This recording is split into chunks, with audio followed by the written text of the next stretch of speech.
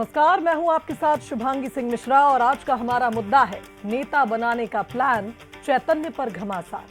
High court से जमानत के बाद चैतन्य बघेल जैसे ही जेल से बाहर आए, रायपुर की सियासत में हलचलें तेज हो गई। ढोल नगाड़ों, नारों और फूलों की बारिश के बीच हुआ स्वागत। महज रिहाई का जश्न नहीं, बल्कि एक सियासी शक्ति प्रदर्शन बन गया। चैतन्य बघेल की एंट्री ने छत्तीसगढ़ की राजनीति में बड़ा सवाल खड़ा कर दिया है। क्या बघेल परिवार की अगली पीढ़ी सियासी मैदान में उतरने जा रही है? आज इसी पर करेंगे चर्चा। पहले देखिए स्पेशल रिपोर्ट।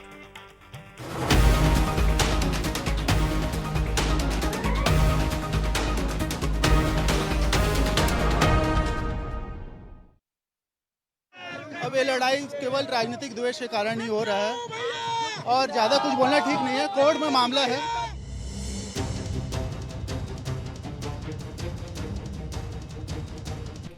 हाई कोर्ट से जमानत के बाद जैसे ही चैतन्य बघेल जेल से बाहर निकले, माहौल बदल गया। ढोल नगाड़े, नारे, फूलों की बारिश और सैकड़ों समर्थक। ये सिर्फ एक स्वागत नहीं था, एक शक्ति प्रदर्शन था। और इसी के साथ छत्तीसगढ़ की राजनीति में बड़ा सियासी सवाल खड़ा हो गया है। क्या चैतन्य बघेल अब राजनीति की पिच पर उतर रहे हैं? इस सियासी हलचल को और हवा मिली चैतन्य बघेल के सोशल मीडिया पोस्ट से, जिसमें उन्होंने लिखा, 168 दिन कानून, संविधान, राजनीति और माटी की सेवा। ये लाइन कई संकेत दे गई। खुद को राजनीति से दूर रखने का दावा और उसी राजनीति को करीब से जानने की मंशा। यहीं से शुरू हो गया नेता बनाने के प्लान पर घमासान। पूरा प्रदेश का, देश भर का समर्थन है। बड़ी जीत है ये। ईडी ने रंग में भंग डालने के लिए चैतन्य के जन्मदिन 18 जुलाई को गिरफ्तार किया था और न्याय ऐसा मिला कि पोते के जन्मदिन उसकी रिहाई हुई। ये तो अन्याय के खिलाफ संघर्ष के रूप में याद किया जाएगा। अन्याय के खिलाफ लगातार लड़ाई लड़ते रहे, यहाँ भी और न्यायालय में भी। पॉलिटिकल एंट्री तो हो ही गई है, उसको जेल में डाल के उन्होंने शुरू कर दिया है। आगे क्या क्या होगा, हम सबकी शुभकामनाएं उसके साथ। लेकिन सत्ता पक्ष ने स्वागत को सियासी ड्रामा बताने में देर नहीं की। उप मुख्यमंत्री विजय शर्मा ने संवैधानिक संस्थाओं पर भरोसे की बात कही, तो मंत्री रामविचार नेताम ने कांग्रेस पर परिवारवाद का आरोप लगाया। कोई नहीं, भारतीय संस्थाओं पर विश्वास रखना चाहिए, चाहे न्यायालय हो, चाहे वो चुनाव आयोग हो, सब पर विश्वास रखना चाहिए। इनको ध्यान रखना चाहिए इन बातों का। और जो है न्यायालय की अपनी प्रक्रिया है, उसको कोई क्या कर सकता है, बहुत अच्छी बात है। बिना साक्ष्य के और बिना शिकायत के इस तरह से कोई गिरफ्तारी, कोई कार्रवाई नहीं होती है। कार्रवाई अगर किया गया है, उनको जेल भेजा गया है, तो किसी न किसी के बयान के आधार पर लिया गया, सबको मालूम है। माननीय न्यायालय का जो भी आदेश है, सभी हम सब जो है स्वीकार करते हैं, स्वागत करते हैं। फिलहाल चैतन्य बघेल या कांग्रेस की ओर से कोई औपचारिक राजनीतिक ऐलान नहीं हुआ, लेकिन जमानत के बाद जो सियासी ताकत सड़कों पर दिखी, उसने ये साफ कर दिया कि ये सिर्फ रिहाई नहीं, राजनीतिक संभावनाओं के सूरज का उदय भी है। अब देखना होगा कि ये जोश कुछ दिनों की कहानी बनता है या फिर चैतन्य बघेल को लोग छत्तीसगढ़ की राजनीति में एक नई पारी की शुरुआत करते देखेंगे।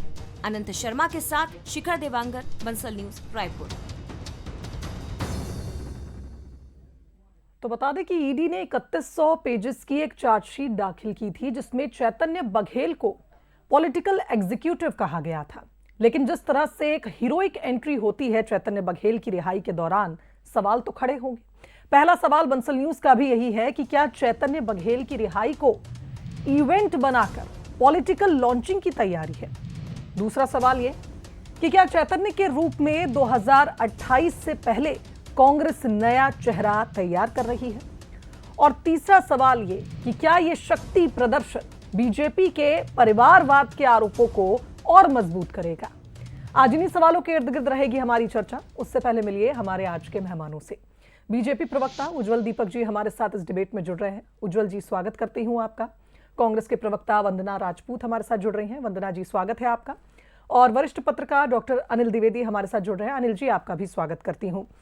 सबसे पहले वंदना जी, आपके पास आना चाहूंगी। जैसा कि हम कह रहे थे कि जिस तरह से एक हीरोइक एंट्री हुई है चैतन्य बघेल की, रिहाई के दौरान जिस तरह का प्रदर्शन हुआ, जिस तरह से मनी लॉन्ड्रिंग केस में गिरफ्तारी हुई, फिर शराब घोटाले के भी आरोप लगे, कोई ऐसा एक बड़ी उपलब्धि के साथ तो नहीं वो जेल में कैद थे, लेकिन अब जेल से रिहा हुए हैं, बेल पर आए हैं, तो इतना बड़ा प्रदर्शन। देखिए, आप जिसे इवेंट मान रही है, हम उनका स्वागत कर रहे हैं, क्योंकि आप देखते हैं कि बिना सबूत के, बिना ठोस सबूत के 168 दिन उनको जेल में रहना पड़ता है। और उच्चतम न्यायालय ने साफ स्पष्ट कहा कि आप जिसको सिंडिकेट मानते थे उसके प्रति तो कुछ आप ठोस सबूत नहीं ले आ पाए। और आप देखेंगे कि 168 दिन जब वो बाहर आता है तो ये हमारी खुशी है, क्योंकि वो हमारा परिवार का एक हिस्सा है। और परिवार के जो सदस्य है जब बाहर आते हैं तो ये हम लोग जो खुशी जाहिर कर रहे हैं। और दूसरी बात, जैसे कि आपके माध्यम से, मीडिया के माध्यम से पता चल रहा है कि राजनीतिक प्रवेश के बात कही जा रही है, तो हमारे तरफ तो ऐसा कोई बयान आया ही नहीं। ये तो भारतीय जनता पार्टी की छटपटाहट है और डर साफ नजर आ रहा है कि कहीं चैतन्य बघेल आने वाले समय में वो राजनीतिक प्रवेश न कर ले। क्योंकि आप देखते हो कि जब पहले की बात करूं, 2018 की भी बात करूं, जब डॉक्टर रमन सिंह के सरकार के समय भी जो पैतृक जमीन को लेकर के उनकी बुजुर्ग माँ को थाने में बैठाया जाता था, उनकी पत्नी को थाने में बैठाया जाता था, यही काम से शायद सरकार में हुआ, वो थाने में ना बैठा करके सीधा जेल में डाल दिए। तो भारतीय जनता पार्टी की असली चाल और यही चरित्र है कि जो विपक्ष की जो नेता हैं, उनके जो परिवारजन हैं, उनको प्रताड़ित किया जाए, उनके छवि को धूमिल किया जाए। और आज बोले हैं ना कि जो सत्य है वो सत्य की जीत हुई, कि आप जितना भी आप षड्यंत्र किए, लेकिन आपके षड्यंत्र यहाँ पर कामयाब नहीं हो पाया। और कोई बयान आपकी पार्टी की ओर से नहीं हुआ कि ये पॉलिटिकल लॉन्च है, लेकिन चरणदास महंत जी की बाइट हमने इसीलिए आपको दिखाई, जिन्होंने जेल के बाहर ही ये बात कही कि पॉलिटिकल लॉन्च तो हो चुका है, जेल से रिहा हुए हैं चैतन्य बघेल, तो पॉलिटिकल लॉन्च तो हो गए हैं। बाकी आगे उनको शुभकामनाएं देते हुए उन्होंने जो बात कही, इसलिए हमने उस बाइट को चलाया भी। और हमारा ये मानना नहीं है कि आपने इवेंट किया, इस तरह की बातें हो रही हैं, क्योंकि जिस तरह से हमने देखा कि चार्जशीट में उन पर करोड़ों के घोटाले के आरोप लगे, लेन देन के आरोप लगे, 250 से 300 करोड़ का लेन देन किया है, ये बात सामने आई थी। वो अलग बात है कि आज बेल पर बाहर आए हैं, इसीलिए शायद ये सवाल उठ रहे हैं। डॉक्टर अनिल द्विवेदी हमारे साथ मौजूद हैं। अनिल जी, कैसे देखते हैं आप चैतन्य बघेल की रिहाई को और फिर इस तरह से शक्ति प्रदर्शन जो आज जेल के बाहर हुआ? देखिए, काफी महीनों तक चैतन्य बघेल, जो पूर्व मुख्यमंत्री भूपेश बघेल के बेटे हैं, और शराब घोटाले के मामले में उन्हें दीपावली के 1-2 दिन पहले ही गिरफ्तार किया गया था। 3-4 महीने, 3 महीने तक लगभग जेल में रहे। इस बीच 2 बार याचिका भी उनकी खारिज हुई जमानत की, और अब वो वापस आए हैं। मुझे याद है जब चारा घोटाला में लालू यादव जेल गए थे और वहां से वापस लौटे थे, तो उन्होंने मीडिया को बोला था कि प्रत्येक राजनेता को एक जेल यात्रा जरूर करना चाहिए। और भारतीय राजनीति का इतिहास गवाह है कि जो नेता जेल गया है और जेल से बाहर आया है, उसके बाद उसकी छवि एक हीरो की तरह हो जाती है, एक पॉलिटिकल ब्लेंट मिल जाता है, और जनता भी उसे हाथों हाथ एक्सेप्ट करती है। क्योंकि भारतीय समाज में चरित्र के मामले में और भ्रष्टाचार के मामले में, भ्रष्टाचार चरित्र छोड़ के बाकी सब जायज है। कि आपने अगर किसी मामले पर आप जेल गए, उस पर क्या मामला, उस पर दोषी साबित नहीं हुए वो एक अलग मैटर है, वो लंबे समय की प्रक्रिया है कि न्यायालय में मामला चलता रहेगा। फिलहाल यदि जमानत मिली है तो ये तय है कि कानून ने, न्यायालय ने कुछ एविडेंस नहीं पाए होंगे, देखे होंगे, उसके आधार पर यह फैसला दिया है। ठीक है। बहरहाल चैतन्य बघेल का बाहर आना, जैसा कि कहा जा रहा है, उनकी एक पॉलिटिकल लॉन्चिंग है। निश्चित तौर पर जब वो जेल से बाहर आए तो एक स्वागत तो इस तरह होना ही था। वो पूर्व मुख्यमंत्री भूपेश बघेल के बेटे हैं, और किसी भी व्यक्ति को इस बात कह के चुनाव नहीं रोका जा सकता चुनाव लड़ने से कि वो किसी के बेटे हैं या उनके पिता पूर्व मुख्यमंत्री रह चुके हैं। लेकिन चैतन्य बघेल युवा हैं, और यदि वो चाहेंगे तो जनता स्वीकार है, जनता यदि स्वीकारेगी तो उन्हें विधायक बना सकती है, उन्हें बहुत से पदों पर बैठा सकती है, लेकिन यदि खारिज भी कर सकती है। दोनों चीजें हैं, क्योंकि जिस मामले में वो जेल गए हैं, मुझे नहीं लगता वो इतनी जल्दी खत्म होगा, वो अभी लंबे समय तक चलेगा, और चुनाव आने तक हो सकता है इसका उपयोग किया जाता रहे, और उससे चैतन्य बघेल को नुकसान भी पहुंच सकता है। लेकिन जहां तक इस पूरे मामले में भूपेश बघेल जी का सवाल है, पूर्व मुख्यमंत्री हैं, आज के समय में कांग्रेस के सबसे कद्दावर नेता है, उनका अपना जनाधार है, उनके पास कार्यकर्ताओं की टीम और फौज है, अखिल भारतीय महासचिव हैं, तो निश्चित तौर पर यह कहीं ना कहीं भूपेश बघेल जी के लिए भी एक टीआरपी का काम तो कर रहा है। अब यह निगेटिव जाएगा या पॉजिटिव हो सकता है, आने वाले समय के जो राजनीतिक परिणाम होंगे उससे पता चलेगा। लेकिन अभी जैसा कि डॉक्टर चरणदास महंत ने बोला है कि चैतन्य बघेल की एक लॉन्चिंग तो हो गई है, तो कांग्रेस एक युवा चेहरे के तौर पर कहीं ना कहीं चैतन्य बघेल को आगे बढ़ा सकती है। भूपेश बघेल जी का भी इतना बड़ा कद तो है कि यदि वो चाहेंगे तो वो अपने बेटे को टिकट दिला सकते हैं या राजनीति में कांग्रेस में ला सकते हैं। बहरहाल ये तो भविष्य के गर्त में है कि चैतन्य बघेल का रुख क्या होगा, लेकिन फिलहाल एक जमानत मिलना कहीं ना कहीं भूपेश बघेल परिवार के लिए राहत की बात है। और लेकिन अभी कुहासे खत्म नहीं हुए, बादल अभी छटे नहीं है, अभी बहुत समय नदी में पानी बचा हुआ है और आने वाले समय में इस पर जांच किस तरह आगे बढ़ेगी, क्या वो दोषी साबित होंगे, यह सब आने वाले समय में बताएगा। बिल्कुल सही कहा आपने अनिल जी। और उज्जवल दीपक जी भी हमारे साथ मौजूद हैं। उज्जवल जी, सत्य की जीत हुई, सत्य पराजित नहीं हो सकता, कुछ इस तरह से बातें करते हुए कुछ इस तरह के सोशल मीडिया पोस्ट हमने देखे जो पूर्व सीएम ने किए और आज बड़े खुश थे। उन्होंने ये भी जिक्र किया, भावुक हो गए, जब 18 जुलाई को गिरफ्तारी हुई थी उस दिन चैतन्य बघेल का जन्मदिन था और आज चैतन्य बघेल के बेटे के जन्मदिन के दिन रिहाई। आपने भी देखा होगा किस तरह से जेल के बाहर माहौल था, क्या कहेंगे? शुभांगी जी, सबसे पहले तो मैं चैतन्य बघेल जी की माता जी को बधाई देना चाहूँगा। एक माँ के लिए उसके बेटे का जेल जाना और 168 दिन रहना, दिवाली वहीं मनाना, बर्थडे वहीं मनाना, निखद अत्यंत दुखद रहा होगा उनके लिए, तो उनको बधाई देना चाहूँगा। एक अच्छी घरेलू महिला मुझे वो नज़र आती हैं और उन्होंने बहुत दुख सहा है। कृत्य किसी और के होंगे पर दुख उन्होंने बहुत सहा है। जहाँ तक बात है जमानत मिलने की, तो जूरिस्प्रूडेंस देखिए, जुडिशरी में एक बहुत फेमस फ्रेज है कि bail is the rule, jail is the exception. तो जहाँ भी जुडिशरी को कोई अपॉर्चुनिटी मिलेगी तो बेल पहला राइट होता है किसी भी एक्यूज्ड के लिए। आर्टिकल 21 में जो आपको फ्रीडम ऑफ लिबर्टी देता है, स्वच्छंद वातावरण में जीने का जो अधिकार देता है, उसके अंतर्गत आप बेल आपका अधिकार है, जेल नहीं है। Innocence until proven guilty. तो ये बात, ये बहुत एक नॉर्मल बात हुई है, बहुत इसमें खुशी मनाने की बात मुझे दिखाई नहीं पड़ती कि जमानत मिलने पे जमानत मिलने पे इतनी खुशी क्यों। 168 दिन जेल में रहे। सबसे बड़ी बात, कवासी लखमा जी, इनके आदिवासी नेता, आज भी उसी केस में, उनके पहले से जेल में बंद हैं। उनके लिए कोई ताकत, कोई पैसा, कोई वकील ना कांग्रेस पार्टी की तरफ से ना भूपेश बघेल जी की तरफ से लगाया गया और आदिवासी नेता जेल में बंद है। जहाँ तक बात है उनके युवा नेता बनने की, तो कांग्रेस में तो ये रूल रहा है, जो जितना बड़ा आरोपी उतना बड़ा नेता। आप देवेंद्र यादव जी को देख लीजिए, बलौदा बाजार दंगा केस भड़काने के आरोप में जेल के अंदर गए, बाहर आए तो बड़े नेता बन गए हैं। आज भूपेश बघेल को भी चुनौती दे रहे हैं प्रदेश अध्यक्ष बनने के लिए।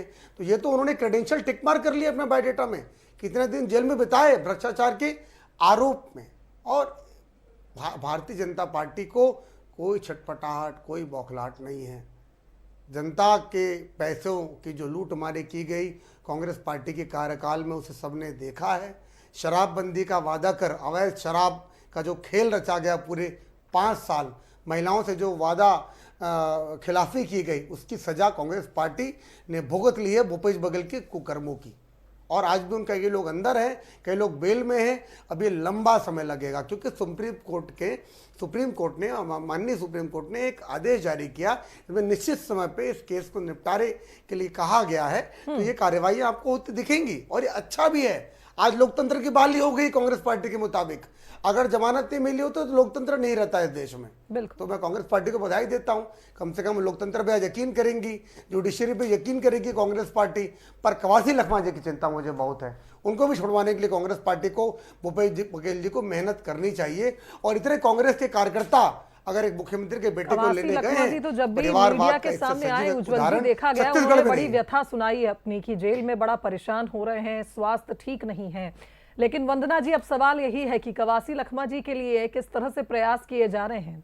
अगर आप कह रहे हैं कि झूठे आरोपों में, जैसा कि आपके ही एक साथी एक डिबेट में कह रहे थे कि एक गरीब आदिवासी नेता के साथ जो कृत्य किया गया, तो क्या लगता है आपको उनके साथ अगर आप आरोप लगा रहे हैं गलत हुआ है तो उनकी रिहाई के लिए किस तरह से प्रयास होंगे? देखिए, कवासी लखमा जी जो आदिवासी नेता थे, तो आप देखेंगे कि लगातार भारतीय जनता पार्टी के सरकार में षड्यंत्र पूर्वक उनको भी जेल में डाला गया है। और आपको पूरे विश्वास के साथ इस चैनल में मैं कहना चाहूंगी कि कुछ दिनों बाद आप भी देखेंगे कि कवासी लखमा जी को भी बेल मिलेगा और जब अंतिम परिणाम आएगा उसमें भी वो बरी होंगे, क्योंकि इन लोगों के पास जो भारतीय जनता पार्टी जो स्क्रिप्ट लिखती है उसी पर जांच एजेंसी कार्य करती है, इसमें तो कोई दो राय है ही नहीं। और जो पुख्ता सबूत है आपके पास, सब बोलेंगे, मीडिया के पास दिखाएंगे कि इतने करोड़ों का यहाँ पर घपला हुआ, ऐसा हुआ, वैसा हुआ। कोर्ट में पेश करिए ना, सिर्फ मीडिया में बात करने से क्या होगा, लेकिन कोर्ट में पेश नहीं कर पाएंगे। तो पूरे विश्वास के साथ मैं आपके पास बोलना चाहूंगी कि वो समय भी आएगा जब कवासी लखमा जी भी बरी होंगे और अंतिम आदेश में भी वो यहाँ पर देखेंगे कि जो जितना भी यहाँ पर लांछना लगा है वो वहां पर पूरा खारिज हो जाएगा।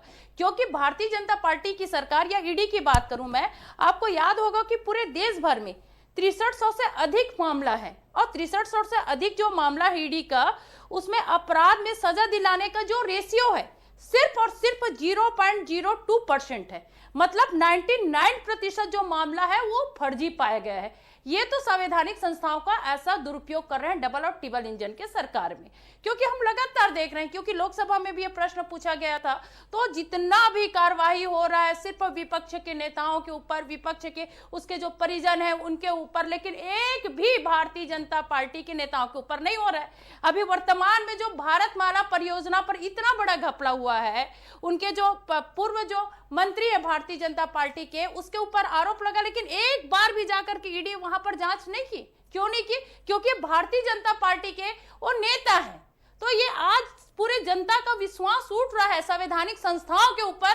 लेकिन मैं धन्यवाद देना चाहूंगी उच्च न्यायालय को, क्योंकि अभी भी सत्य को जीत की ओर ले जाने के लिए कुछ ऐसे सम्माननीय जज वहां पर उपस्थित हैं जो यहाँ पर ऐसे न्याय देते हैं जिससे जनता का विश्वास फिर से बनता है। मैं तो बार बार आपके सामने यही बात बोलना चाहूंगी कि पिछले 2018 के बाद लगातार ईडी, सीबीआई सिर्फ विपक्ष के नेताओं को परेशान करने की कोशिश की। खासकर यदि भूपेश बघेल जी की यहाँ बात करूं, जब भी ऐसा कोई अवसर आए, चाहे भूपेश बघेल जी के जन्म दिवस के अवसर पर हो या जब उसके पत्नी के जन्म दिवस के अवसर पर हो, सवाल है, इसका जवाब दीजिएगा, फिर मैं अनिल द्विवेदी जी के पास जाऊंगी। सुनिए, मेरा एक सप्लीमेंट बस सवाल है। आपने कहा कि बीजेपी की स्क्रिप्ट पर चलती हैं जांच एजेंसियां, तो फिर बीजेपी की स्क्रिप्ट में फिर अचानक से चैतन्य बघेल की रिहाई कहां से आ गई? क्योंकि आपने कहा कि कोर्ट के सामने नहीं, मीडिया के सामने। मैं आपको बता दूं कि ईडी ने चार्जशीट कोर्ट में ही पेश की थी, मीडिया के सामने तो वो चार्जशीट के पन्ने आए थे जो हमारे सहयोगियों ने हमारे जो इनपुट है वहां पर पहुंचाए थे, वो तमाम डिटेल्स कि कितने करोड़ों का घोटाला हुआ है। सौम्या चौरसिया को कोऑर्डिनेटर बताया गया था। मतलब हमारे पास भी पुख्ता जानकारी के बाद ही हम मीडिया में इस चीज को आगे बढ़ाते हैं। तो जरा ये जरूर बताइएगा कि अगर स्क्रिप्ट बीजेपी लिख रही है जांच एजेंसियों की, तो फिर चैतन्य बघेल की रिहाई कैसे हो गई बिलासपुर हाईकोर्ट से?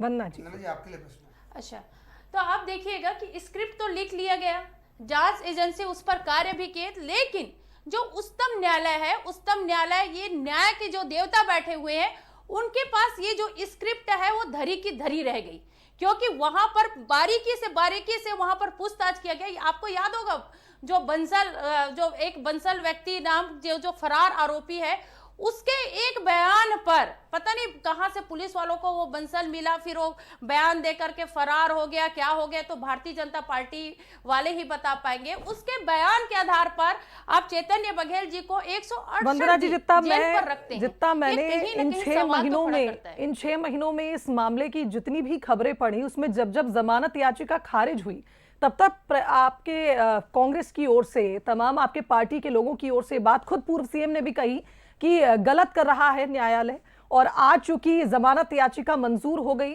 तो अब आपको न्यायालय पर भरोसा आ गया। ये बातें थोड़ी सी मुझे भ्रमित भी करती हैं, लेकिन अनिल जी मेरे साथ मौजूद हैं तो उनसे मैं एक बार समझना चाहूंगी।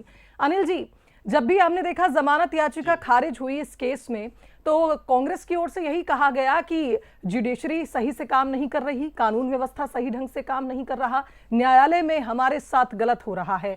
आज हम देख रहे हैं कि जैसे ही चैतन्य बघेल की जमानत याचिका को मंजूरी मिलती है, अब हाईकोर्ट पर विश्वास हो गया विपक्ष को अचानक से। जांच एजेंसियां जो चार्जशीट पेश कर रही हैं वो भी निराधार हैं, उन्हें उनके तथ्यों पर, उनके एक्यूरेसी पर सवाल उठ रहे हैं। किस तरह से आप देखते हैं, क्या ये मामला अगर भविष्य में, अभी आप जैसा कह रहे थे कि ये मामला भी खत्म नहीं हुआ है, अभी तो जांच चल रही है, भविष्य में अगर दोबारा इस मामले में गिरफ्तारियां होती हैं या फिर आरोप सिद्ध होते हैं, तो क्या लगता है आपको किस तरह से इस मामले को फिर देखा जाएगा, खास करके कांग्रेस की ओर से? देखिए, कल तो मैंने कांग्रेस के बाकी प्रवक्ताओं के बयान मीडिया में देखे हैं, मैं खुद भी कुछ टीवी डिबेट्स में था, उसमें उन्होंने इस फैसले में न्यायालय का सम्मान व्यक्त किया है और न्यायालय के फैसले पर खुशी जताई है और उस पर एक विश्वास प्रकट किया है। दूसरी बात जहां तक है कि चैतन्य बघेल के जो मामला है कि जो जांच एजेंसी ने कुछ सबूत दिए होंगे तभी तो 3 महीने तक जेल में रह रही है ना चैतन्य बघेल, नहीं तो पहले ही 15 दिन में ही खारिज नहीं हो जाता मामला। तो कहीं ना कहीं केस है, कहीं ना कहीं फाइल स्ट्रांग बनी है, कुछ लूप पोल हुए होंगे जिसके आधार पर जमानत दी गई है। लेकिन अभी ये याद रखें कि ये परमानेंट नहीं है, ये पूरी तरह निष्पक्ष होकर के अदालत ने बरी नहीं किया है, अभी जांच चलती रहेगी। और चाहे ईडी हो चाहे बाकी जांच एजेंसी हो, अगर कोई पूर्व मंत्री जेल के अंदर है, अगर कोई ठेकेदार है, अगर कोई दलाल जेल के अंदर में है, तो निश्चित तौर पर कोई शराब घोटाला, खनिज घोटाला हुआ है और उस पर जनता की जो गाढ़ी कमाई है उस पर डाका डाला गया और उसके आधार पर ईडी ने जांच करते हुए इस मामले को आगे बढ़ाया और ये सभी राजनीतिक दलों के नेताओं के साथ हो चुका है। तो इसलिए चैतन्य बघेल का जहां तक मामला है, मैं इस पर एक दूसरी बात भी कहना चाहूंगा कि चैतन्य बघेल के केस से कुछ और सबक भी सीखे जा सकते हैं। मुझे याद है कि छत्तीसगढ़ में 2 बार कांग्रेस की सरकार, एक बार अजीत जोगी की सरकार बनी थी और एक बार भूपेश बघेल सरकार बनी, और दोनों में दुर्योग देखिए कि दोनों ही मुख्यमंत्रियों के बेटों को जेल जाना पड़ा। ये ऐसा क्यों होता है? सरकार में गड़बड़ कोई और करता है, अफसर, दलाल, व्यापारी, इनका गठबंधन होता है, करोड़ों अरबों की भ्रष्टाचार किया जाता है और उसमें जाना पड़ता है, जो है बड़े जो नेता हैं जो नेतृत्व कर रहे हैं उनके बेटों को जेल भेज दिया जाता है। ये किस तरह का है? हमने देखा था अजीत जोगी सरकार में भी हमने देखा मर्डर केस हुआ और किस तरह उनके रिश्तेदारों को जेल जाना पड़ा। इसी तरह भ्रष्टाचार में भी आप देखिए कि अभी मामला शराब घोटाले में हुआ और कहीं ना कहीं उस पर आज चैतन्य बघेल पर भी आई। हो सकता है वो पूरी तरह से कहीं इसमें संलिप्त ना भी हो, लेकिन अगर चार्जशीट दाखिल हुई है तो उसका सामना उन्हें करना चाहिए और वो कर भी रहे हैं। भूपेश बघेल जी ने भी इस पर विश्वास जताया था कि जो न्यायालय फैसला करेगा, हमें न्यायालय पर पूरी आस्था है और उसका उन्होंने इंतजार किया और फिर अब वो चैतन्य बघेल बाहर आए।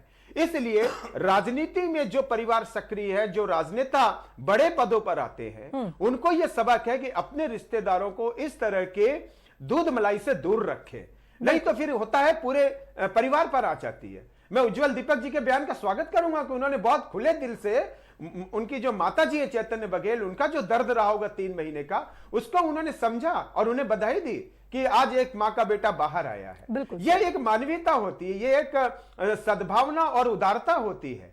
इसलिए सभी नेताओं को इस पर गंभीरता से विचार करना चाहिए कि सत्ता में आने के बाद परिवार कितनी दूरी रहे और कितना नजदीक रखे। एक छोटी सी बात और कह दूं कि चैतन्य बघेल का निश्चित तौर पर एक राजनीतिक स्वागत है और जनता के बीच वो आए हैं, उनका राजनीतिक कद तो बढ़ेगा।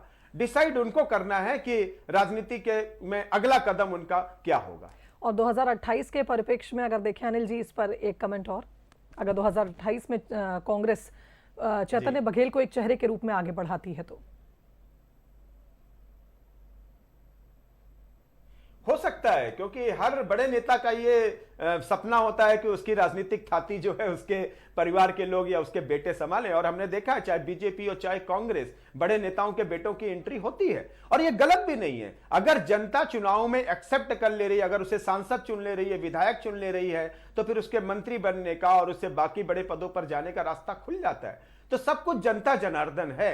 हमने देखा लालू यादव इतने साल जेल में रह करके आ गए, राबड़ी देवी ने 10 साल तक सरकार चला ली थी और उसके बाद उनके बेटे आज देखिए वो भी बड़े पदों पर हैं। जनता ने खारिज तो नहीं किया ना लालू यादव परिवार को, वे भ्रष्टाचार की बहुत बड़ी त्रिवेणी बनकर के आए हैं राजनीति में।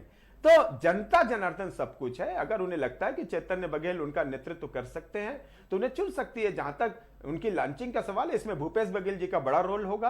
क्या वे इजाजत देंगे कि चैतन्य बघेल राजनीति में आए, और यदि वो इजाजत देते हैं तो फिर उनके लिए कोई हर्डल मुझे नहीं लगता होगा, क्योंकि 2028 में कांग्रेस भी चाहेगी कि युवा नेतृत्व सामने आए और उसके आधार पर चुनाव लड़ा जाए। चलिए उज्जवल जी, लास्ट रिएक्शन, मेरे पास समय कम है, आपका लास्ट रिएक्शन, फिर मैं इस डिबेट को क्लोज करूंगी।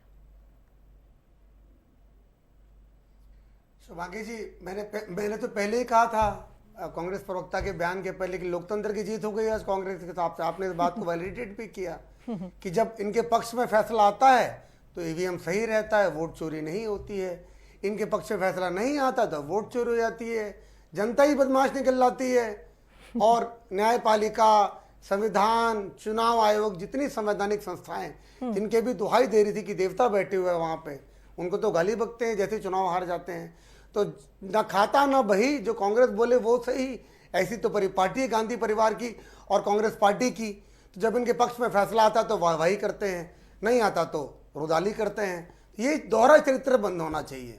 इमरजेंसी लगाने वाले लोकतंत्र बचाने की बात करते हैं, तो ये तो बिल्कुल ऑक्सीमोरॉन हो जाता है, ये विरोधाभासी शब्द हैं। कांग्रेस पार्टी को इनसे बचना चाहिए। और बहुत ज़्यादा खुशी मनाने का वक्त नहीं है, क्योंकि चैतन्य बघेल कांग्रेस पार्टी के बड़े नेता नहीं थे कि उनके लिए कांग्रेस प्रवक्ता आज दुहाई दे रही है लोकतंत्र की। जिस दिन कवासी लखमा आएंगे उस दिन कांग्रेस पार्टी के कार्यकर्ताओं को उनका स्वागत करना चाहिए और कांग्रेस के प्रवक्ताओं को ऑफिशियल स्टैंड लेना चाहिए। चैतन्य बघेल के मामले में तो कांग्रेस प्रवक्ताओं को बचाना चाहिए बोलने के लिए, क्योंकि कांग्रेस के नेता नहीं है, केवल वो एक पूर्व मुख्यमंत्री जो को टेंटेड है, उनके सुपुत्र हैं और उन पे आरोप लगा हुआ है। तो बड़ी गर्व की बात नहीं है उनका पक्ष लेना यहाँ पर आकर। चलिए इसी नोट के साथ अब इस डिबेट को हम क्लोज करेंगे। बहुत शुक्रिया आप तीनों मेहमानों का हमारे साथ इस डिबेट में जुड़ने के लिए। कुल मिलाकर ये कहा जाए कि चैतन्य की लॉन्चिंग है, शक्ति प्रदर्शन है या फिर एक जश्न है, लेकिन थोड़ा संभल कर, अभी जल्दबाजी नहीं करनी चाहिए, क्योंकि ईडी, ईओडब्ल्यू, एसीबी लगातार घोटालों की जांच भी कर रही है और जनता की जो गाढ़ी कमाई है उसको किसने लूटा है, इस शख्स को ढूंढने की तलाश लगातार जारी है। इसी के साथ इस आज का मुद्दा में फिलहाल इतना ही। मुझे दीजिए इजाजत। नमस्कार।